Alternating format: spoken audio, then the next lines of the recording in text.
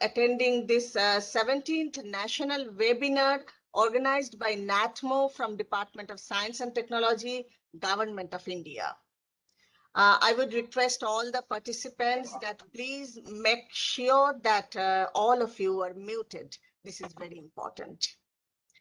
Today, we have arranged this webinar to celebrate the International Tiger Day to raise awareness for tiger conservation. It was initiated in 2010 at the St. Petersburg Tiger Summit in Russia. We all know that tiger is an endangered species in the world. Some of the threats that tigers face include poaching, conflict with humans, and habitat loss. We want to know all this about tiger from a conservationist and wildlife photographer, Sri Rajarshi Banerjee. But before we proceed to the main theme, I would request our director, NATMO, Dr. Tapati Banerjee, to inaugurate this webinar with her welcome address. Thank you, Madhurima. Namaskar, sir. And namaskar to all the participants who are present over here in this web platform, virtual platform. I welcome to all the participants from NATMO side as well as from outside members, my friends, my brothers, sisters, and all other delegates who are present over here. We all know tiger, especially Royal Bengal tiger, our national animal of India, is the symbol of strength, agility, and grace. Some of the facts before starting this webinar, I just want to convey to you. According to the 2019 report of Worldwide Fund for Nature and other reports also, that there are about 4,000 tigers remaining all over the world, and out of this 70% are from India. And there were tiger records in the year 2019. It was about 33% growth, and you will be very happy to note when a tiger roars, his voice can be heard even from 1 kilometer away. And like human fingerprints, every tiger has its own black stripes that all we will listen today from our guest speaker. And tiger can reach up to a full speed of 65 kilometers per hour. But the most shocking truth is that the number of tiger is being dropped by more than 95% since the beginning of 20th century, and as they are facing that habitat destruction problem and also disappearing. This is because mainly due to that man-animal conflict, that destruction of their habitat due to that increasing population, industrial production, urbanization, and that development of tourism, etc., by the human beings, which is causing the main cause for their reduction of the number of these species and along with other species. And obviously, the idea comes then to conserve the tiger population by protecting the natural habitats and also to create awareness about the declining trend in the population. And with this idea, International Tiger Day was first observed in the year 2010 in St. Petersburg Tiger Summit in Russia. And every year, several organizations like WWF, IFAW, and the Smithsonian Institute host several programs to create awareness among the people. And this year, this theme was to celebrate that International Tiger Day. Their survival is in our hand. And with all these facts and figures, I want to convey you that today, in this 29th of June 2021, we are celebrating, along with other institutes, the International Tiger Day, and to listen from our guest speaker of today, Mr. Rajarshi Banerjee, who is one of the best known wildlife photographer in India and an avid conservationist who is engaged in wildlife photography for over 28 years in India as well as in different other countries like USA, South Africa, Botswana, Kenya, Tanzania, Norway, Sri Lanka, Southeast Asia, Alaska, as well as in the Arctic Circle. And today's program is 17th webinar series. It's a part of this webinar series, and it is also the part of our national program of National Atlas of and Thematic Mapping Organization, NATMO, to commemorate the 75 years of Indian independence. And everybody, I believe everybody is eagerly waiting to listen from Rajarshi Banerjee, and especially the students and the young groups. And with this, I thank you all again with a humble reminder that tiger is the symbol of beauty, bravery, and nationality. So each of us should promise to save that tiger, to save our nation pride. With this, I thank you all again. Thank you, Madhurima. Thank you so much, madam, for your warm welcome address. And this is the time to hear from our esteemed guest speaker, Sri Rajarshi Banerjee. Being a chartered accountant and industrialist by profession, he has a passion for wildlife photography, which drives him to make 7 to 8 trips a year to the field. He's doing this for long 28 years and won numerous international awards. His photographs have been widely published in the print and digital media in India, Europe, and USA. He has also been affiliated as a climate change researcher with Jadavpur University, Kolkata. He lives in Kolkata, but wants to go back to the mother nature repeatedly. We want to know his experience and views in this regard of conservation of tiger. The topic is Tiger in the 21st Century, Challenges and Solutions. Mr. Banerjee, please. Thank you, and good afternoon to all.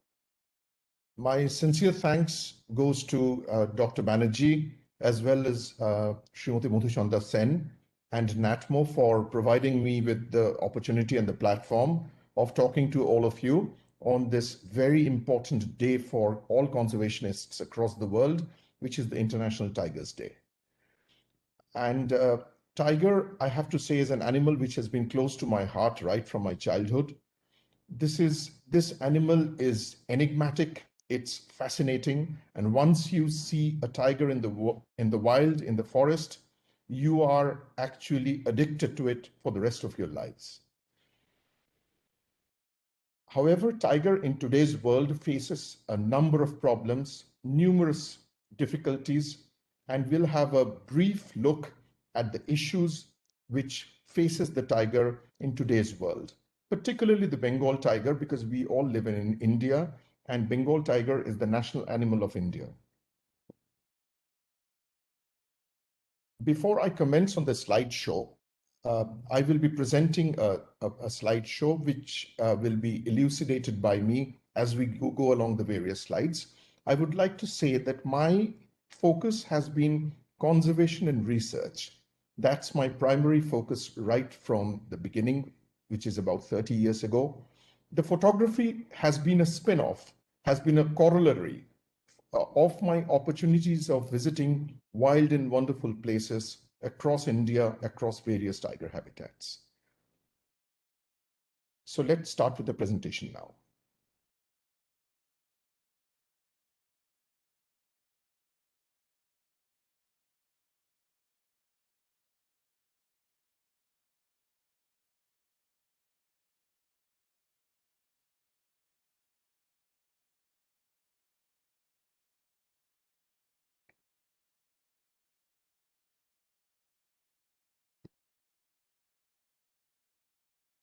Sir, you Am can I share. audible?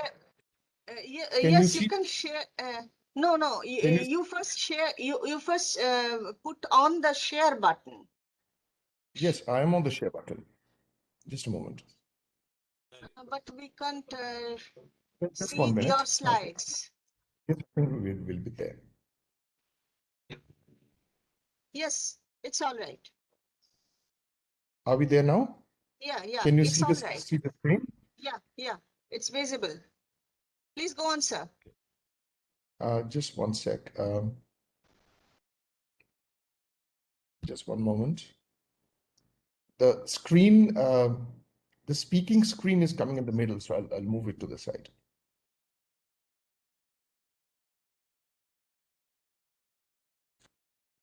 Is the screen clearly seen? Yes, it's visible. You please continue. All right, thank you. Tiger in the 21st century, we are going to talk about the challenges and the solutions. We need to know the solutions as well, because the challenges alone, a discussion on that will not suffice. You're requested to please mute your microphones, and the host is requested to universally mute the attendants if there is interference. Thank you. So this is the tiger. A tiger in the wild, a beautiful animal, possibly the most beautiful animal ever created by God. Look at its mesmerizing eyes. Once it looks at you and you look at him or her, you belong to that animal for the rest of your life. It's so beautiful, so enigmatic. It's really, really an experience to see it in the wild. When it walks towards you, you do not know whether to appreciate its beauty, whether to fill your mind with adulations about the tiger, or to get scared because it's actually the prime predator. It's the apex predator in the wild. But then tiger also presents you unbelievable scenes of beauty and of softness. The animal is so huge, it's so fierce, but it displays moments which touches the core of your heart.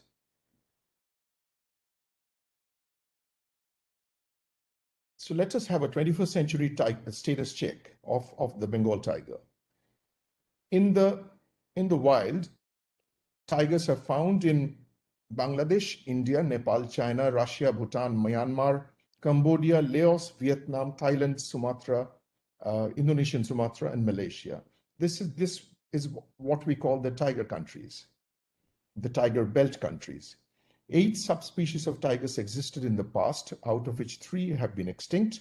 The 5 surviving species are Indian tiger, or what we call the Bengal tiger, the Indo-Chinese tiger, the Siberian or Amur tiger, Sumatran tiger, and the South China tiger. This particular presentation will be focusing on Indian tiger only. The Indian or the Royal Bengal tiger is actually a cultural, emotional, a social icon of India's national heritage. And its survival right from the beginning has been a great priority for Government of India.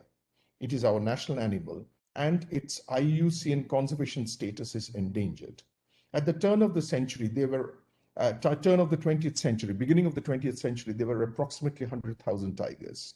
You will see what the numbers are now, where the population has fallen.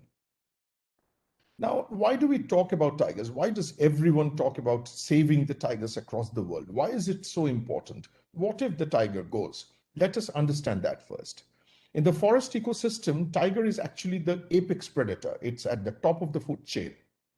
It controls the population of the herbivores and preserves the forest and the grassland ecosystem by preventing it from being overgrazed. If the tiger disappears, the herbivore population will explode, who will graze the forest and the grasslands bare. They will eat the roots of the trees. The soil will become loose and there will be extensive landslides.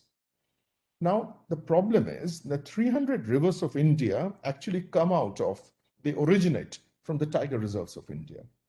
Ecosystems of the catchment area of these reserves will be destroyed. Water flow reduction and changes in river course will take place because there will be landslides. The water flow of the rivers will get reduced and the courses will change. Less water to agricultural fields in more than 22 states. The agriculture of India will be affected, irrigation will be affected, and the food security of India will be severely affected. Now, what that means, we are primarily an agrarian country.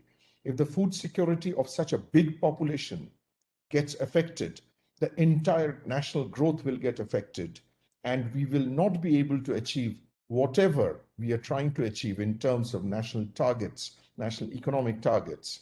Why? If the tiger goes. Because tiger is not tiger alone.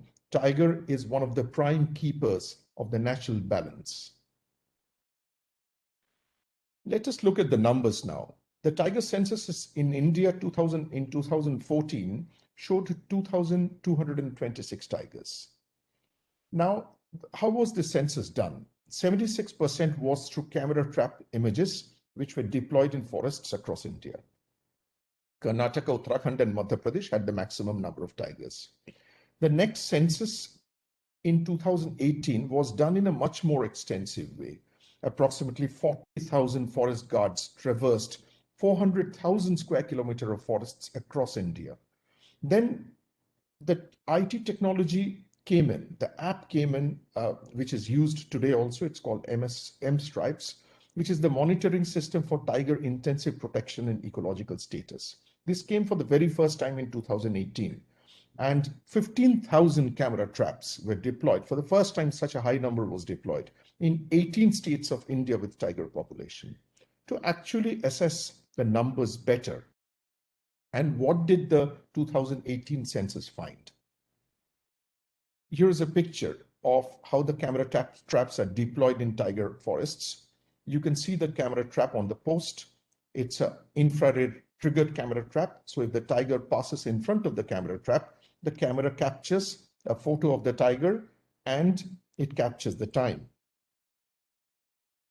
The 2018 census was announced on 29 July 2019 by the Honorable Prime Minister of India, and the total number of tigers in India stood at 2,967 tigers. Now, this was a significant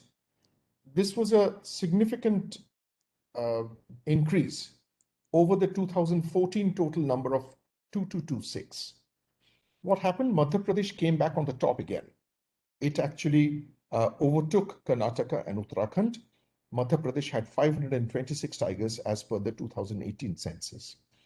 While the news of this population increase brought joy to the administration, to the conservation community, nature lovers, all of us, the Royal Bengal tiger, it is a fact that the Royal Bengal tiger continues to face enormous challenges in this country of over 1 billion people with strong aspirations of great economic growth in the coming decades, which are the priority for all of us in this country.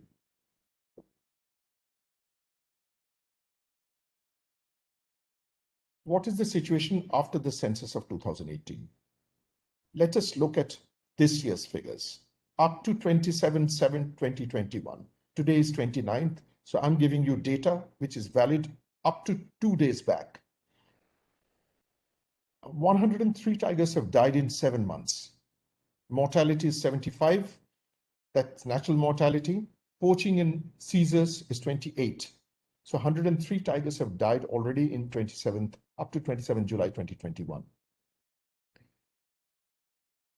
What was the figure in 2020? 111 in the entire year. So essentially, within 7 months of this year, we have reached 103, which is just only a bit short of what we had lost in the entire of 2020. So the situation is not looking good. The tigresses and the tigers do their jobs. They are prolific breeders. Bringing up of the cubs are extremely difficult, but they do try. And they do become successful, provided they are left alone, provided they are not put in a situation whereupon their habitat is being taken away or they are being poached.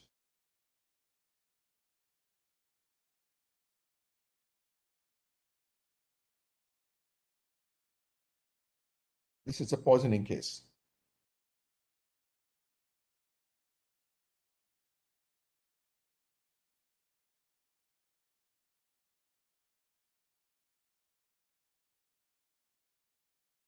In this particular photo, you can see the trap which has been put on the claw of the tiger, on the paw of the tiger. So the tiger has actually got trapped by this locally made iron trap, and it has not been able to survive, has not been able to go away, and it has ultimately died out of terrible pain. So let us look at the challenges. Let us look at what are the issues which are facing the tiger today. The first challenge is habitat destruction and loss of prey base. If the forest is not there, where are the tigers going to survive?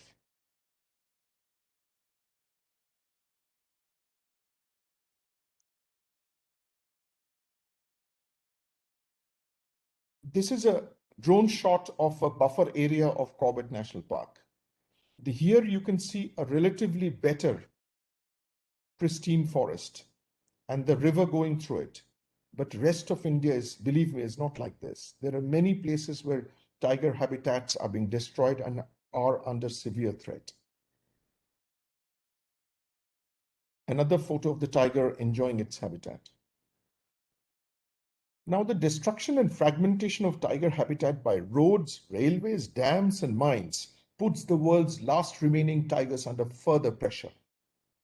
Now, the access which is created by these roads, not only do the roads destroy their habitat, the access makes them vulnerable to poachers. It's easier for poachers to get there and easier for people to go there and graze their livestock. So brings them in conflict with the local population as well as the poachers.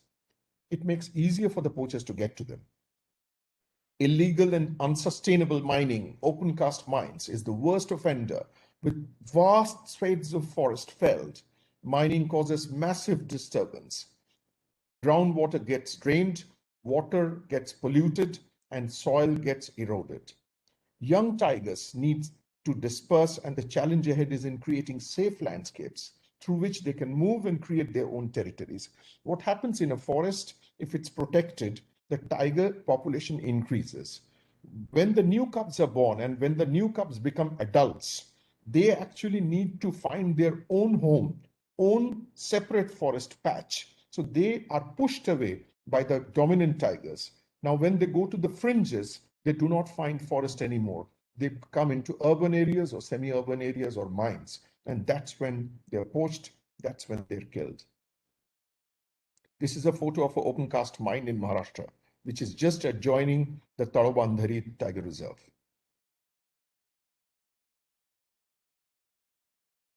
These are all current photographs. This is what's going on.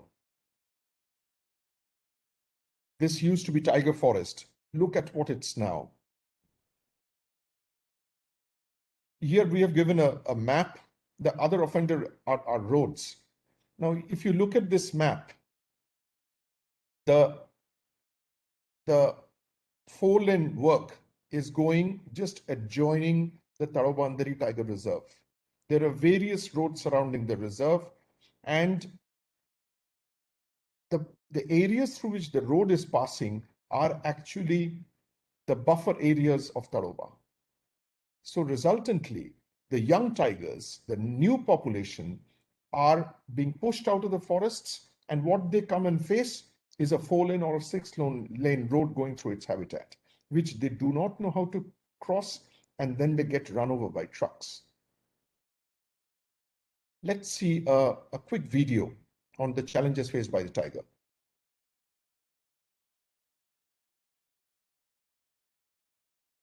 It's an adult tiger trying to cross a national highway in broad daylight.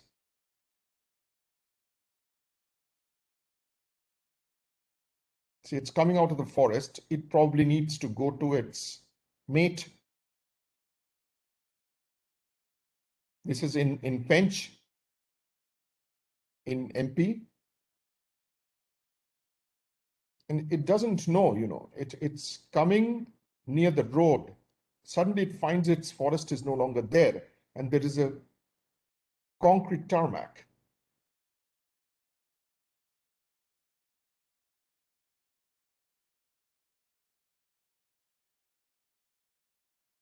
See how it crossed the highway. Now, if there are vehicles coming at that point in time, then you've had it. Again, Tadoba is the offender here. The Maharashtra government is planning a huge dam at the fringe of the Tadoba Andheri Tiger Reserve for irrigation purposes. Now, this is going to destroy further habitats, and this is going to again destroy corridors for tiger movements.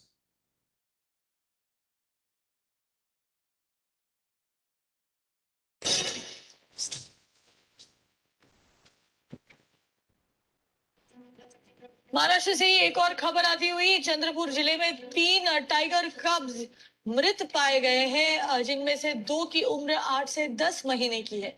इन दोनों की मौत train के नीचे आने से हुई है। Wild life researchers का कहना है कि निर्देशों के बावजूद रेलवे जंगल के इलाके में धीरे से ट्रेनें नहीं चलाती है और शायद इसी वजह से जो है ये कब्ज मारे गए। अमिता बालचंद्रा जुड़ रही है और जानकारी लेकर। अमिता, यहाँ पर खेद ही प्रकट कर सकते हैं और क्या कहे, 2 टाइगर कब्ज यहाँ पर मारे गए हैं। सरकार क्या कहना है इस बारे में, और रेलवे इसका क्या कहना है खासकर?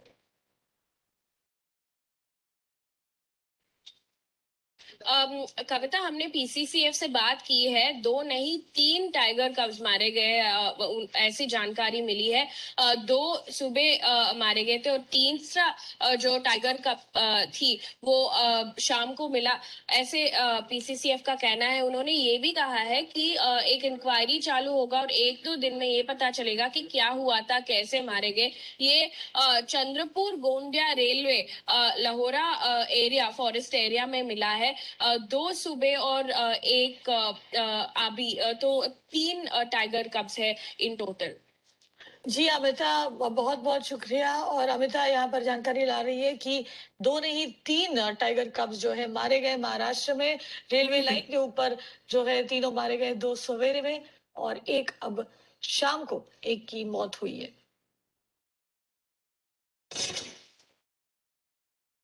So see, the railway lines, this is a persistent problem with many wildlife.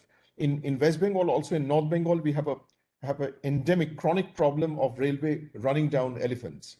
And in this case, in Maharashtra, it is a case of the railway mowing down tiger cubs.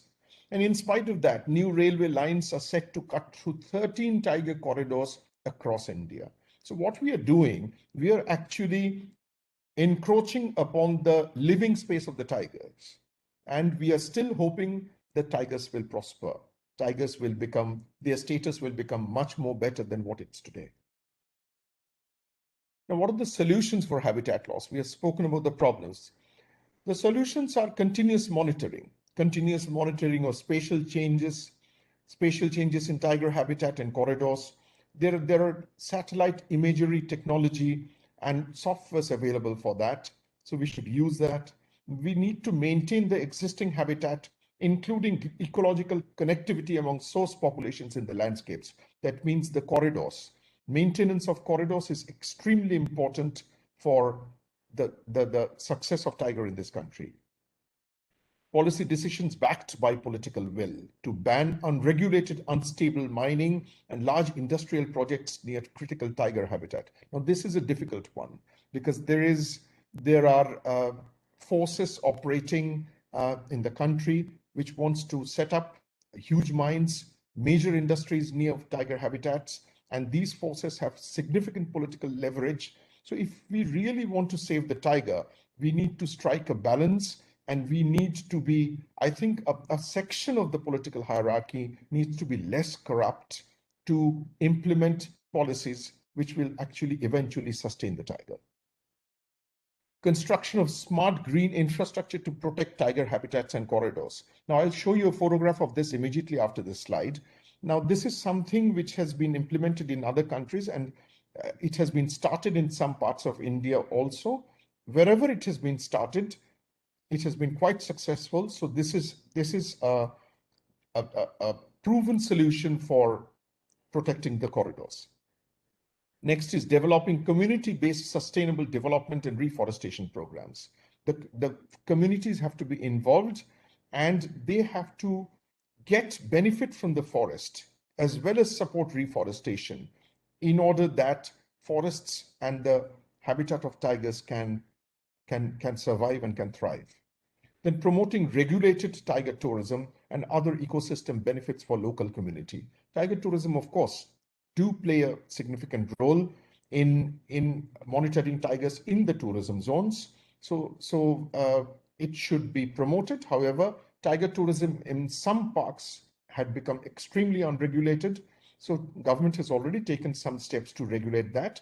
And such regulatory steps should be maintained, though government should not become overzealous in implementing these steps. So there has to be a fine balance between what's regulated tourism and what's stopping tourism altogether.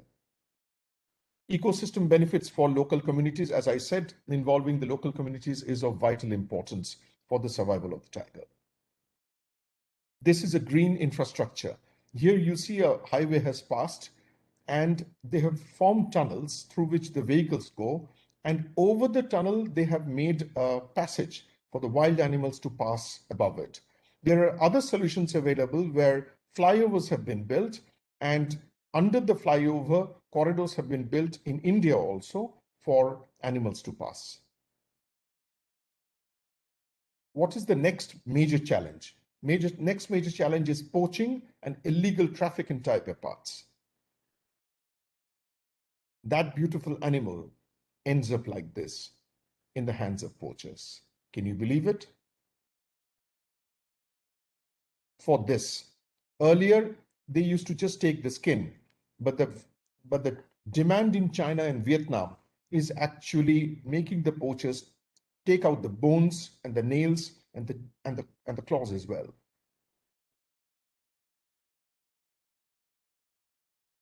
Here is a Chinese product which is called natural musk and tiger bone plaster.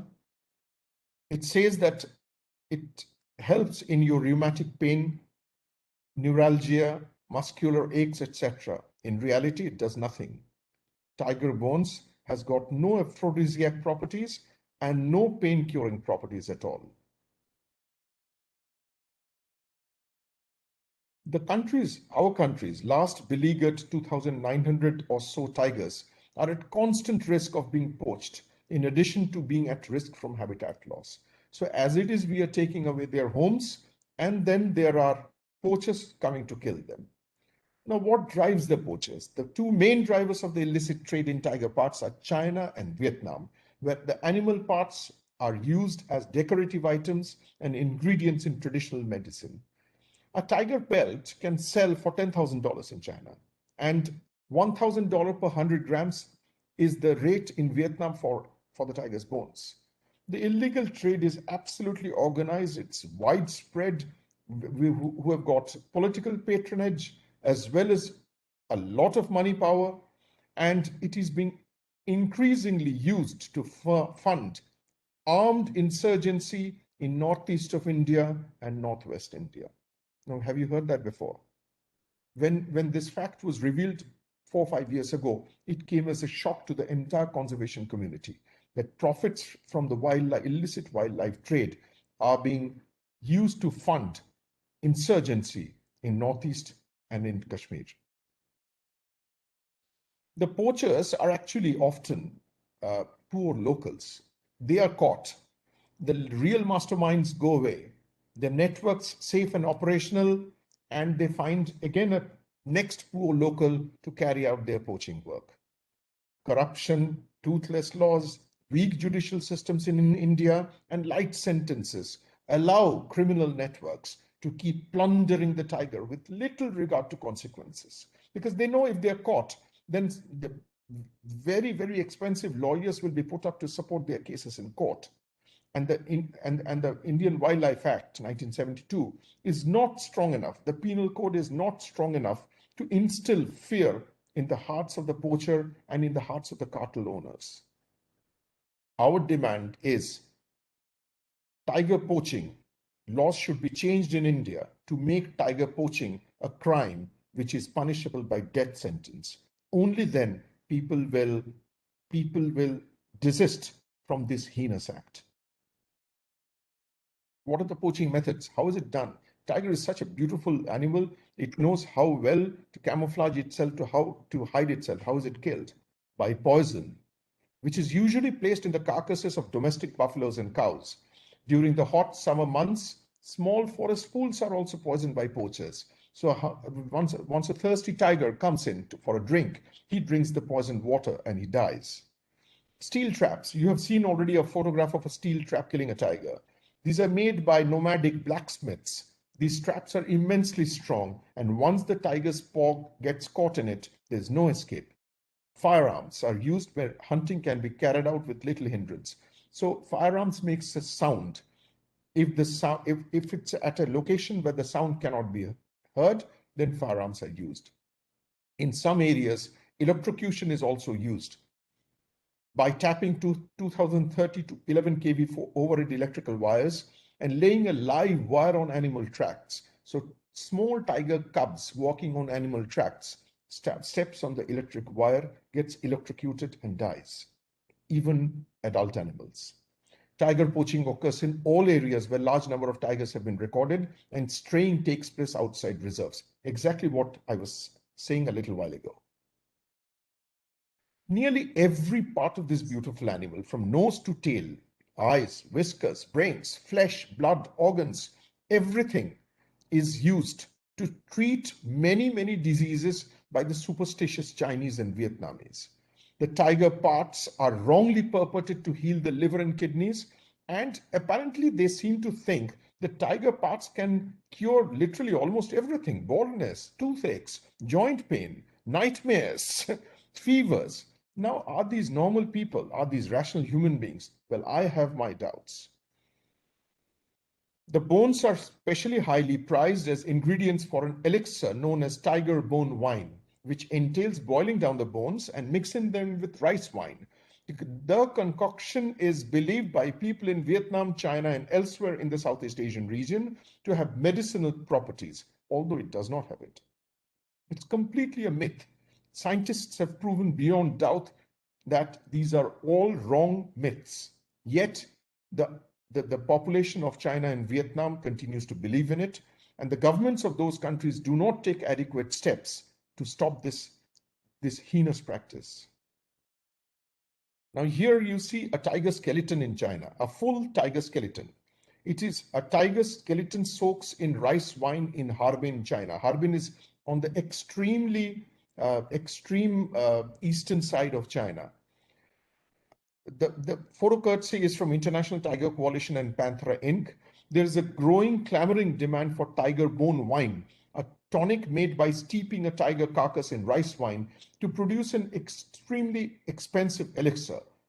It's thought to impart the animal's great strength, a status symbol product bought or gifted by the elite, government officials, military officials, and wealthy businessmen.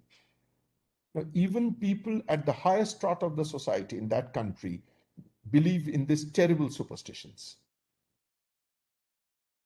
What are the solutions for poaching and illegal trade? Cross-country cooperation is extremely important. So regular high-level summits between senior enforcement officers of the tiger countries is required. A series of time-bound enforcement measures by Government of India to combat illegal trade, implementation of new and effective anti-poaching measures in the field, amendment of relevant laws towards more drastic punishment for poaching of tigers. And we need fast-track courts as well.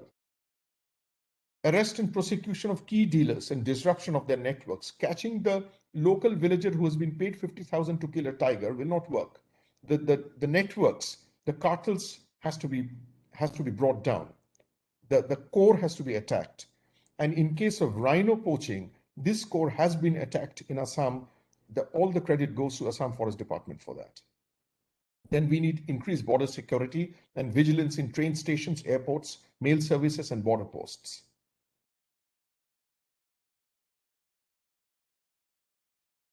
Then we would also require, innovative enforcement tools as DNA mapping to see, what are the bones found, what is the origin of the tiger, and DNA mapping of the animals of the resident population of India. The Wildlife Crime Control Bureau is, of course, there. It's a statutory multidisciplinary body established by GOI under the Ministry of Environment and Forest to combat organized wildlife crime. But expansion of this agency and filling up of its vacancies are extremely important. After poaching, we move on to tiger-human conflict. So we have looked at habitat loss and how the tiger is being challenged at its home. Then we have looked at how it's been attacked by poachers.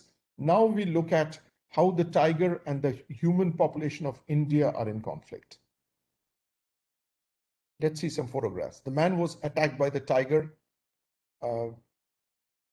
and the scars remain with him.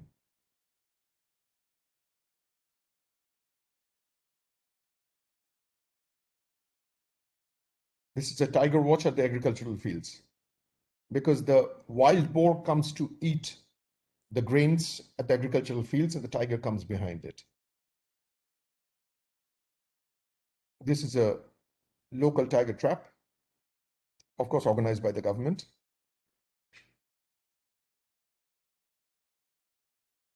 This is really the real rural population of India who are in conflict in the wild, remote places of India. This is a cattle kill where the tiger, when it gets pushed out of the forest, it cannot eat on its natural food, which is the deer and the smaller mammals. So then it feeds on the domestic livestock. Now, a domestic livestock means a lot to a farmer or to a cattle grazer. So once it's gone, he develops this tremendous rage against the animal which has killed its cow. And when it's caught, this is what's happened.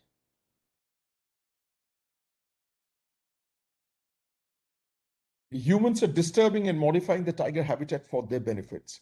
Tigers often come out of the forest in search of food and shelter, which causes conflict. In our country, the rising human population and huge livestock population around most of the tiger reserves pose direct biotic pressure. So the conflicts are actually mostly near the edges where the interface, where the interaction of human and tiger takes place. And also in areas of high human density. Now in today's India, in the main part of India, human density is almost everywhere. Let's look specifically at what are the causes of tiger-human conflict. First is killing of livestock. Tigers predate on domestic ungulates, mostly inside PAs, because the villages are actually pushing their livestock inside the protected areas, inside sanctuaries, inside tiger reserves for grazing. Now, if the domestic livestock goes inside the tiger's home to graze, can you tell me why the tiger should not actually predate on the livestock? So where is the tiger at fault? In multiple use forests where the prey density is low, tigers may take 10 to 12% of the livestock herds annually. That's cause number one of conflict, killing of livestock. Secondly, accidental killing of humans. Tigers habitually avoid human beings. Accidental mauling or killing is rare. It's a shy animal. It goes away unless you attack it or you go near it or you interfere with its cubs or you interfere with it when it's mating or you come at a distance where it feels threatened, then only the tiger will attack. The man-eating behavior of Sundarbans is actually an exception. In some parts of India, individual tigers begin to view humans as prey species and stalk them. Ecological and social factors behind this is not scientifically proven. It's common in Sundarbans. It's not common in most other tiger habitats of India. Now let's see one video of the man-animal conflict.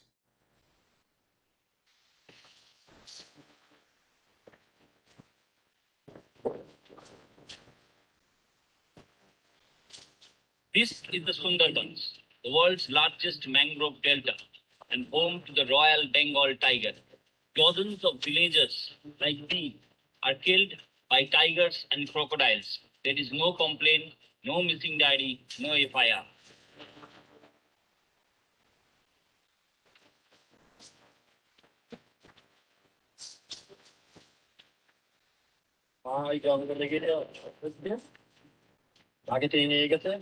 Police প্রশাসন কোনো কাছ থেকে তখন জানায়নি, আমাদের কোনো পাঠ ছিল না, সেই জন্য আমরা কোনো কিছু পাইনি। আমি মাঝে থেকে বাগি নিয়ে যায়, বাগি নেওয়ার পর ফরেস্টার বাবুকে জানানো হয়নি, পুলিশকেও জানানো হয়নি, আমাদের পাঠ ছিল না, ভাইকে কাউকে জানায়নি, আমরা কিছু ফোন পাইনি।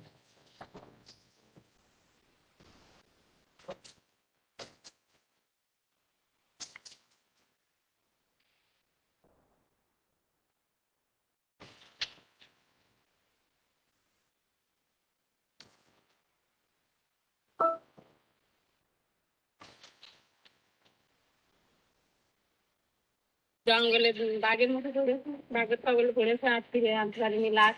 পুলিশকে জানিয়েছিলেন, হ্যাঁ, ফরেস্টকে জানিয়েছিলেন, পাস ছিল? আর জনতা সব ঠিক পায় না, ওরকম 10 বছর 20 বছর পরে যদি কেউ কাগজপত্র সঠিক করে দিতে পারে তাহলে কোনো কিছু পায় না।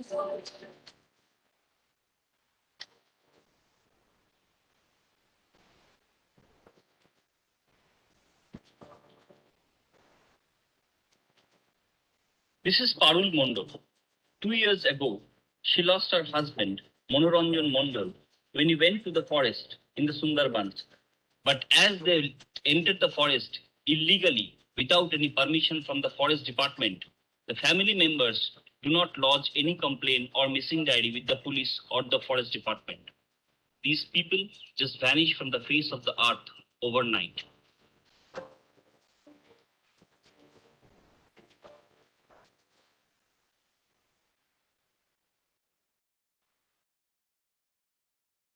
Now let us look at the solutions of tiger-human conflict. First is capture and removal of problem tigers. Sometimes forest managers attempt to capture a problem tiger and move it away from the spot of conflict, because this is popular with the local population. That particular tiger is eating our cattle or killing humans, please move the tiger. However, such translocations are rarely practical, because not much success have been attained by moving problem tigers from spots. Guarding barriers and aversive conditioning. A reasonably effective traditional approach involves employing human herders to guard livestock grazing in tiger habitats, wherever such labor is available and inexpensive. Since most tiger attacks on livestock and humans occur under free-ranging conditions, mechanical barriers like stockades have limited utility. In the Sundarbans, some measures have been implemented, barriers made of wooden poles, wire mesh, and nylon netting. This you saw in the video. You must have noticed that at the edge of the forest, there was a nylon net. This has worked quite well in Sundarban and in the Sajnakhari sanctuary. These are used to prevent tigers from entering villages, so they cannot come out of the forest, they cannot cross the nets very easily and swim across the rivers and come into human populated areas. And this causes aversive conditioning of tigers using electrified human dummies. That means you put human dummies in the forest and electrify them. So if the tiger comes and touches them, it gets an electric shock. So it develops an aversion to humans at large. Compensatory payments is a very critical area. In cases of human predation by tigers, financial aid can never fully compensate the loss suffered by the victims' families. However, if the money can be paid to the assistance can be paid quickly, it can be paid in a fair way, then it helps to mitigate the loss which is suffered by the family, and it helps to reduce the local hostility to the particular tiger. And then there are corruptions involved in it. When a person gets killed by a tiger, his family applies for compensation. Local people, local police sometimes, local forest officers at lower levels sometimes ask for bribes to get their compensation out. So these are practices which need to be controlled. The compensation schemes for livestock predation is not very successful due to the scale of the problem, corruption, and adequate delivery infrastructure. It needs to be overhauled. This attempt is being made by various state governments, but it needs to be more organized and more visible. Relocation of human settlements is another problem to reduce man-tiger conflict, which is being tried out in various parts of India. It's a proactive strategy, and it changes the demographic pattern of the tiger areas. It arrests ongoing conflicts and prevents their escalation. It reduces habitat fragmentation. And when long-term social and economic costs of dealing with perennial human-tiger conflict are considered, the relocation cost, which may appear to be big upfront, but it appears to be an alternative, attractive option. Relocation is being successfully implemented in most tiger landscapes of India, and tiger is getting back the land that it once owned. All this is happening, but the scale and the speed is far less than what is desirable. Wildlife managers also are handicapped by stringent legal requirements, lack of financial resources and technical skills. Local pressures, local political pressures are there. A clear policy framework is not there, which should be in place. And such a policy framework should actually prioritize the need to keep tigers separate from incompatible human land uses at the scale of protected reserves, and aim to mitigate conflicts by prioritizing human needs at larger landscape scales, meaning the human needs have to be looked at. In a country like India, with 1.3 billion people, you cannot ignore humans. To save the tigers, we have to look at the human population at the fringe areas, make the communities involved, and then only the tiger will survive. This option is favored by social advocacy groups in India of sustainable human use of tiger habitats. But however, some votaries of animal rights do not seem, this does not appear to be a viable alternative to some others. The other challenge is climate change, which is a vital issue facing the tiger in today's world. The sea level rise and climate change, on which I've done extensive amount of work with Jadavpur University and presented papers on the same. Government and financial institutions need to promote protection of large swathes of Indian forests that can be used to sequester carbon through a mechanism called REDD+. Governments and NGOs should help to restore degraded forest lands in areas of high conservation significance and where this can bring benefits to people. Governments, academic institutions, and local communities should partner to find science-based solutions. Science-based solutions is important for adapting to the immediate and projected impacts of climate change, such as sea level rise in Sundarbans and melting of glaciers and alteration of river channels in the Himalayas. The last portion is important. Cooperation is required from all stakeholders. Science has to come into the conservation of tigers in a much larger scale.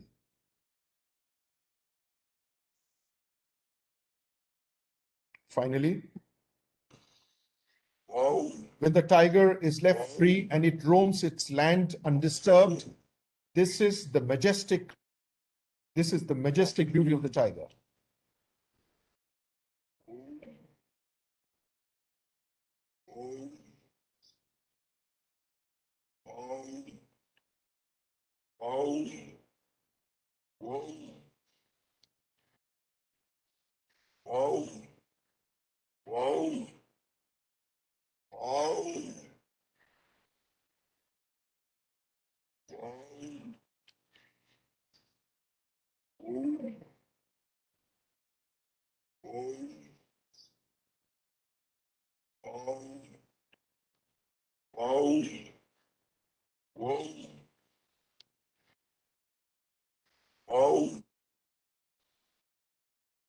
Thank you.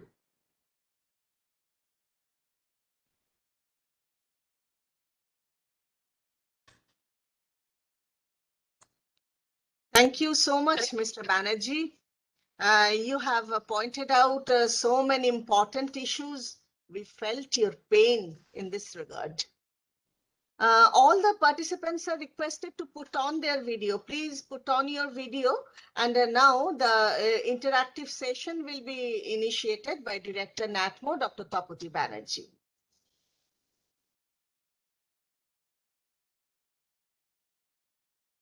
Thank you, sir, for your excellent presentation.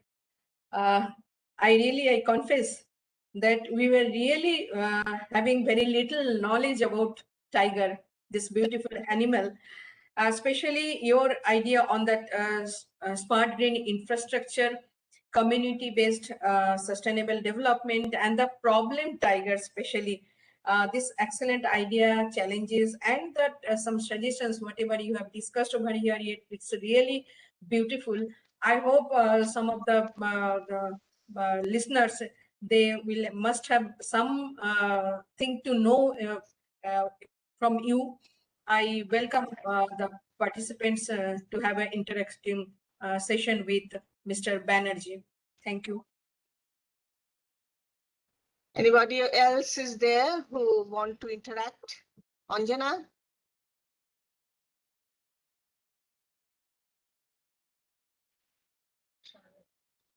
Anybody else is there who want to interact with Mr. I am Rajesh Vaishnavi Banerjee? Sarkar. Very Yes. informative speech, sir. One point regarding climate change. In Sundarban, it is due to sea level rise, the environmental changes is occurring. In central part of India, due to cloud burst and frequent drought. Either there is frequent drought or there is flood due to excessive heavy downpour.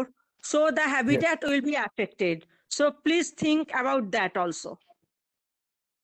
Yes, certainly. You pointed out two very vital Also in points. Corbett National Park, cloud burst and flash flood. Yes, absolutely. These These will are all affect the habitat. if we burn so much fossil fuel as we are burning now as a developing economy, these are fallouts which are very difficult to avoid. However, there has to be a sustained, formatted policy and implementation of the policy to make sure that the climate change aspect of protecting tiger habitats is implemented on the field. Okay, thank you. Rajarshi, Debjani, Hi. hi. It's my pleasure and privilege to hear from you. And also I'm thankful to Madhuchanda for arranging this webinar. Really, your presentation was marvelous and with wonderful photographs. Really, you have rather motivated us or taught us to think in a different way.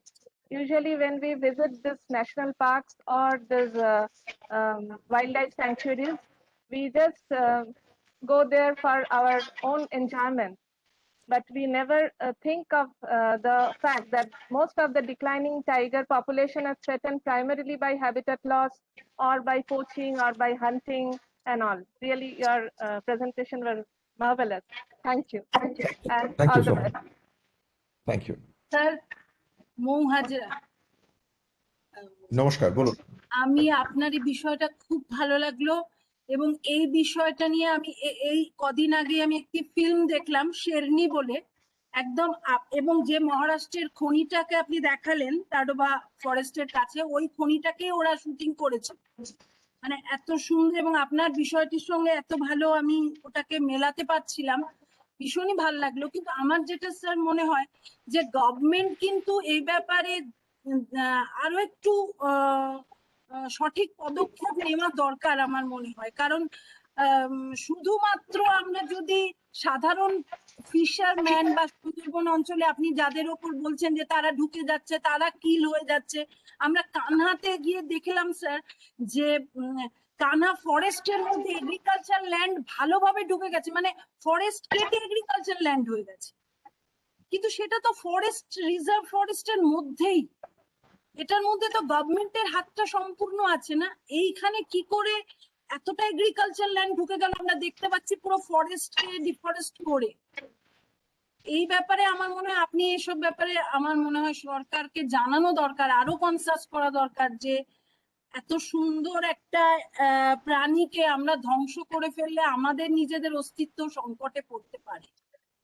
ধন্যবাদ। নিশ্চয়ই, ধন্যবাদ। আমি একটু ছোট করে বলি, আজ আপনি যে শেরনি, প্রথমত শেরনি ছবিটার কথা যে আপনি উল্লেখ করলেন, ওই শেরনি ছবিটা যে অফিসারের উপরে ভিত্তি করে তৈরি হয়েছে তিনি আমার বিশেষ বন্ধু, তার নাম হচ্ছে এম আপারনা আর কি।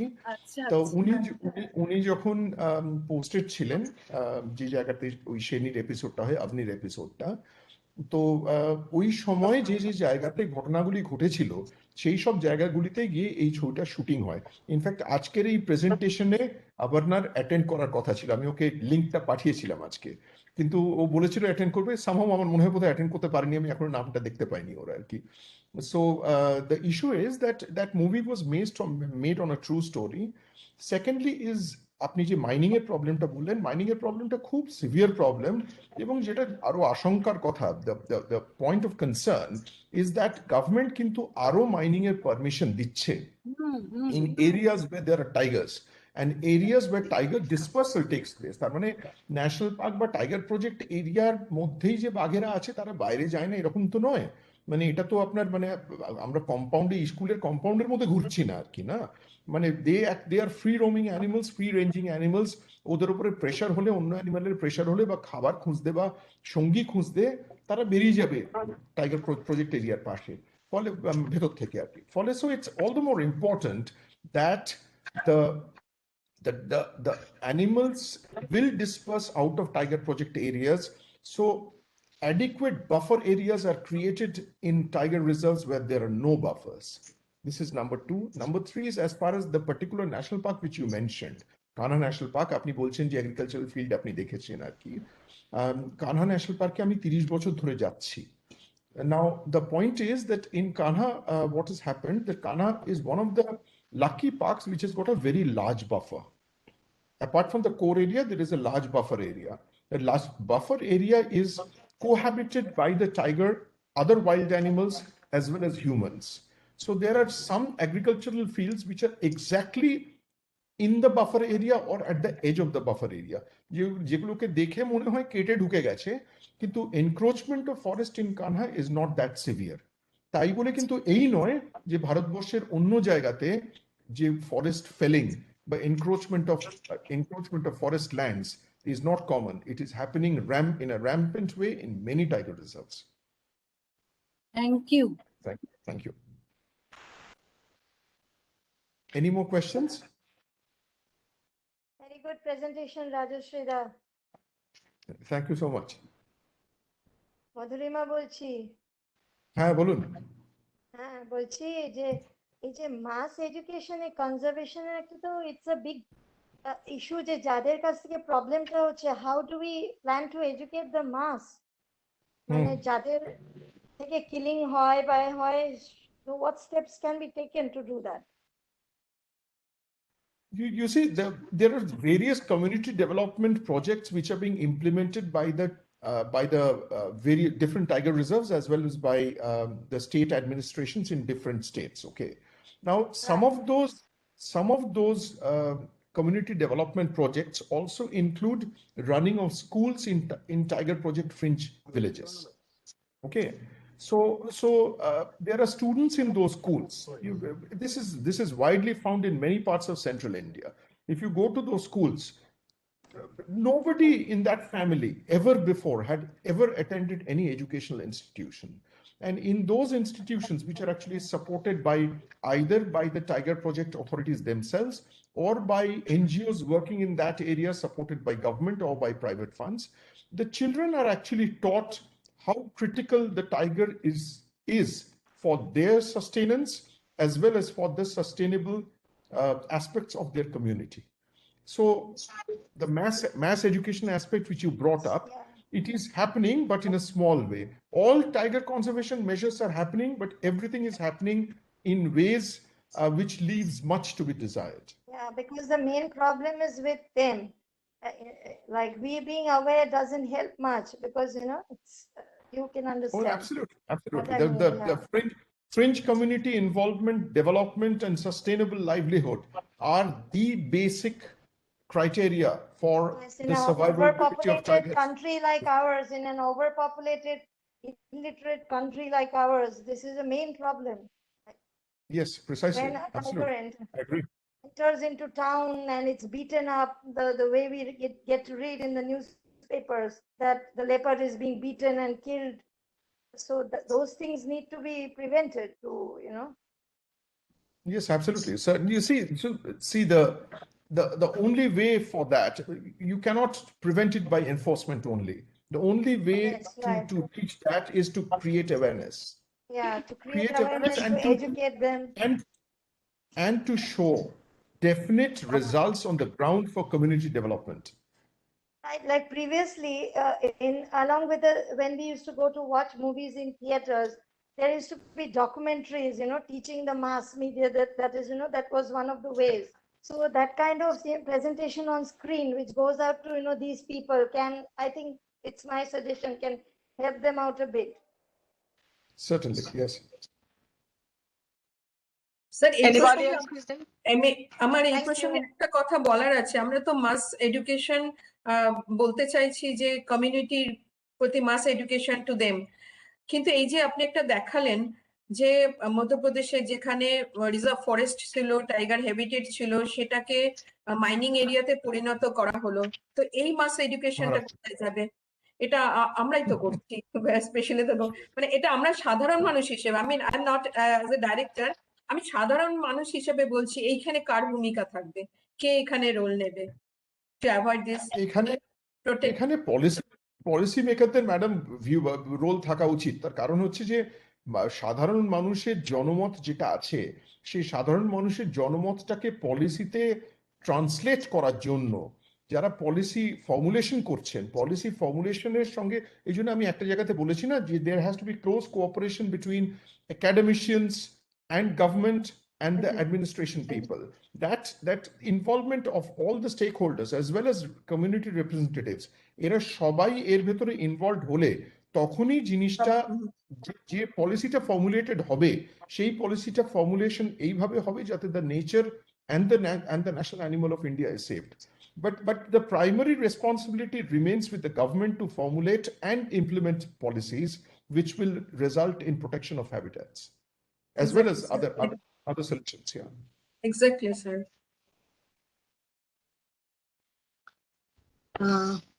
Anybody else is there who want to interact with Mr. Banerjee?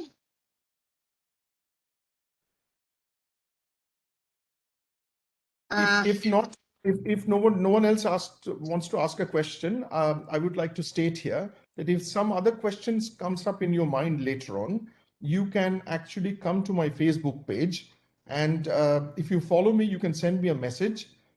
If you send the message, and if it's actually relating to issues which have been discussed in today's presentation, I will definitely try to respond to your queries as far as possible. Thank you so much, sir. Now I would like to thank all the participants, Director NATMO, Dr. Tapati Banerjee, all the officers and staff members of NATMO and DST, and surely our guest speaker, Mr. Rajarshi Banerjee. Thank you so much. This webinar will come to an end with a national anthem.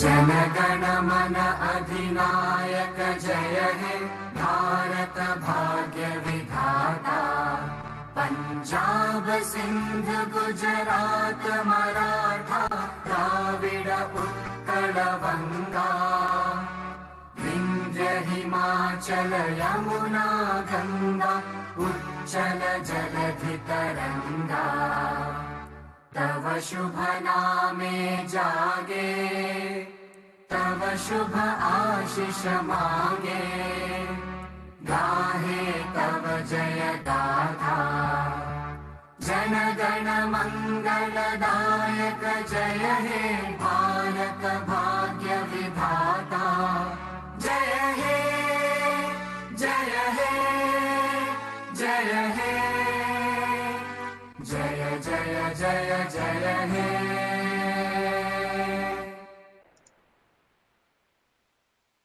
Thank you all. Thank you very much.